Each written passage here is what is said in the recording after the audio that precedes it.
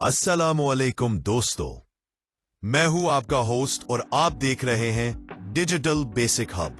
दोस्तों, आज की इस वीडियो में हम डेटाबेस मैनेजमेंट सिस्टम के एक बहुत ही अहम और बुनियादी टॉपिक पर बात करने वाले हैं, जिसे डेटा इंडिपेंडेंस कहा जाता है। इसके साथ साथ हम लॉजिकल डेटा इंडिपेंडेंस और फिजिकल डेटा इंडिपेंडेंस को भी डिटेल से समझेंगे। ये टॉपिक खास तौर पर उन स्टूडेंट्स के लिए बहुत जरूरी है जो कंप्यूटर साइंस, इंफॉर्मेशन टेक्नोलॉजी या सॉफ्टवेयर इंजीनियरिंग से ताल्लुक रखते हैं।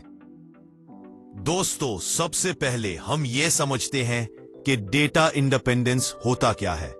डेटा इंडिपेंडेंस का मतलब ये होता है कि डेटाबेस के एक लेवल में चेंज करने से दूसरे लेवल पर कोई असर ना पड़े। यानी अगर हम डेटाबेस की इंटरनल स्ट्रक्चर या लॉजिकल स्ट्रक्चर में तब्दीली करें तो यूजर या एप्लीकेशन प्रोग्राम्स को मॉडिफाई ना करना पड़े। इसी कॉन्सेप्ट को डेटा इंडिपेंडेंस कहा जाता है।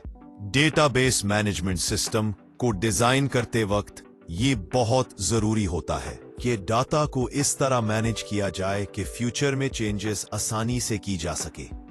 डाटा इंडिपेंडेंस सिस्टम को फ्लेक्सिबल, स्केलेबल और रिलायबल बनाता है। अगर डाटा इंडिपेंडेंस ना हो तो छोटी सी चेंज के लिए भी पूरा सिस्टम अपडेट करना पड़ता है, जो टाइम और कॉस्ट दोनों को बढ़ा देता है। अब हम बात करते हैं लॉजिकल डाटा इंडिपेंडेंस की। लॉजिकल डाटा इंडिपेंडेंस का मतलब यह होता है कि अगर हम डेटाबेस के लॉजिकल लेवल पर कोई चेंज करें तो यूजर व्यू या एप्लीकेशन पर उसका असर ना पड़े। लॉजिकल लेवल पर टेबल्स, फील्ड्स, रिलेशनशिप्स और स्कीमा डिफाइन होता है। अगर हम किसी टेबल में नया फील्ड ऐड कर दें या किसी फील्ड का नाम चेंज कर दें तो यूजर को या एप्लीकेशन प्रोग्राम को कोई प्रॉब्लम नहीं होनी चाहिए। मिसाल के तौर पर, अगर एक यूनिवर्सिटी डेटाबेस में स्टूडेंट टेबल मौजूद है और हम उसमें ईमेल का एक नया कॉलम ऐड कर देते हैं, तो जो पुरानी एप्लीकेशंस सिर्फ स्टूडेंट का नाम और रोल नंबर यूज कर रही है, उन्हें मॉडिफाई करने की जरूरत नहीं पड़ती। यही लॉजिकल डेटा इंडिपेंडेंस कहलाता है। लॉजिकल डेटा इंडिपेंडेंस बहुत मुश्किल होती है as compare to physical data independence.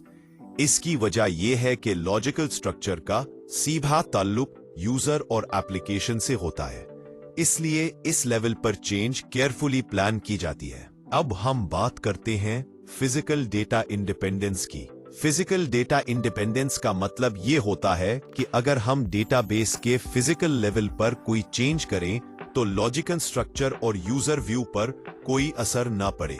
Physical level पर डेटा का स्टोरेज का तरीका, फाइल्स, इंडेक्सेस, ब्लॉक्स और मेमोरी मैनेजमेंट शामिल होता है। इस मिसाल के तौर पर, अगर डेटाबेस एडमिनिस्ट्रेटर डेटा को हार्ड डिस्क से सॉलिड स्टेट ड्राइव पर मूव कर देता है या इंडेक्सिंग टेक्निक चेंज कर देता है, तो यूजर और एप्लीकेशन को इस चेंज का पता भी नहीं चलता।